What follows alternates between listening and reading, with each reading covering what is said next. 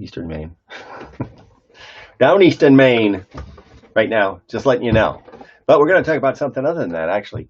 I want to talk to you guys about the idea of positioning, and this is something that comes up in narrative work a lot. It's a really cool idea that I like, and I want to be really clear, actually. When I talk about narrative, I'm not talking about therapy. I'm talking about a way to think about conversations. I'm talking about a way to think about interactions that's different than what we're used to.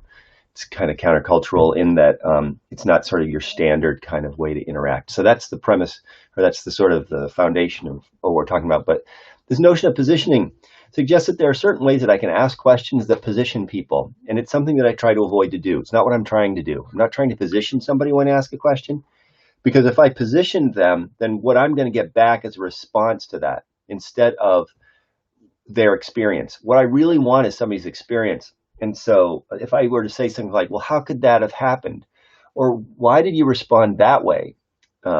And actually, because in that last question, it's not really a question. There's clearly some kind of idea that I have.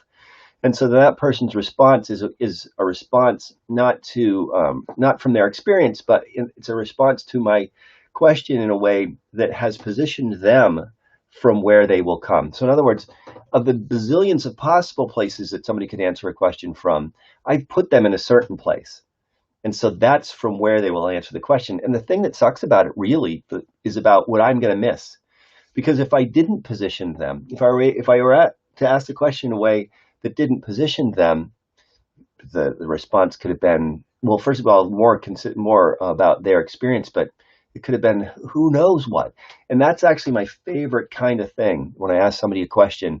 And not only do I know not only do I not know what the answer is going to be, but they kind of have to think about it too, because then we're in this place. It's for me, it's like a magical place where it's like, whoa, we got to think about, we got to figure out what this is. It's like, and then because ultimately somebody's experience, as they're articulating their experience, they're able to describe it in a way that's even lives in some ways outside of kind of how they had even thought about it before. So it's not like we're concocting their experience, but it's a way, it creates this richness of description. When we talk about rich descriptions a lot in narrative work, where it's even kind of beyond how they'd even thought about it before.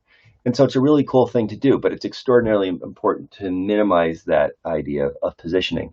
And because we're so interested in positioning, we're also interested in effects. And so positioning somebody in the context of how they would answer a question is an effect that I can have. The effects questions are different.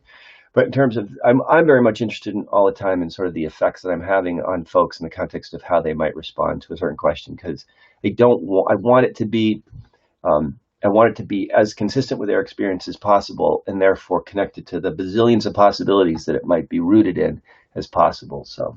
So anyway, something to think about when you're thinking about asking somebody a question is to ask yourself, am I going to position them in some way by asking it this way?